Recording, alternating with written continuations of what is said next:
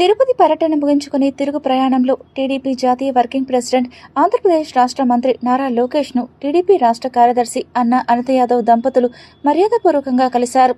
ఈ సందర్భంగా లోకేష్కు పుష్పగుచ్చం అందజేసి తిరుపతి నియోజకవర్గ పరిస్థితులపై చర్చించినట్లు తెలిపారు.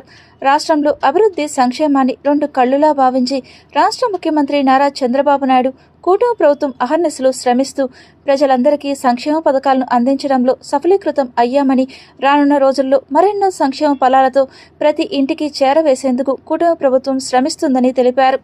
రాష్ట్రంలో స్థానిక సంస్థాగత ఎన్నికలు ఎప్పుడు జరిగినా టీడీపీ జెండా రెపరెపలాడేలా తామంతా సైనికుల వలె కృషి చేస్తామని అనిత అన్నారు.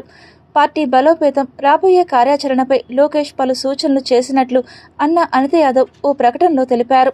ఎయిర్పోర్ట్స్ అథారిటీ ఆఫ్ ఇండియా సభ్యులు, దక్షిణ మధ్య railway zonal railway users consultative committee సభ్యులు అయిన డాక్టర్ పిసి రాయలు తిరుపతి ఎయిర్పోర్ట్లో సీఎం చంద్రబాబు నాయుడుతో పాటు కేంద్ర మంత్రి గిరిరాజ్ సింగ్, రాష్ట్ర గవర్నర్ కంభంపాటి హరిబాబులను కలిశారు.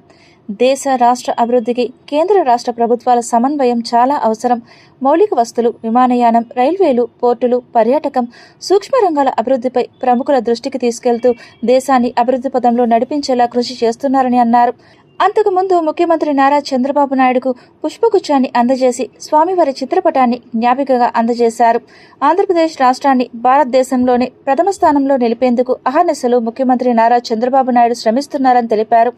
ప్రపంచ చిత్రపటంలోనే భారతదేశాన్ని అగ్రగామిగా నిలిపేందుకు భారతదేశ ప్రధాని నరేంద్ర మోడీ అహర్నిశలు శ్రమిస్తూ భారతదేశ అభివృద్ధికి పాటుపడుతున్నారని అన్నారు.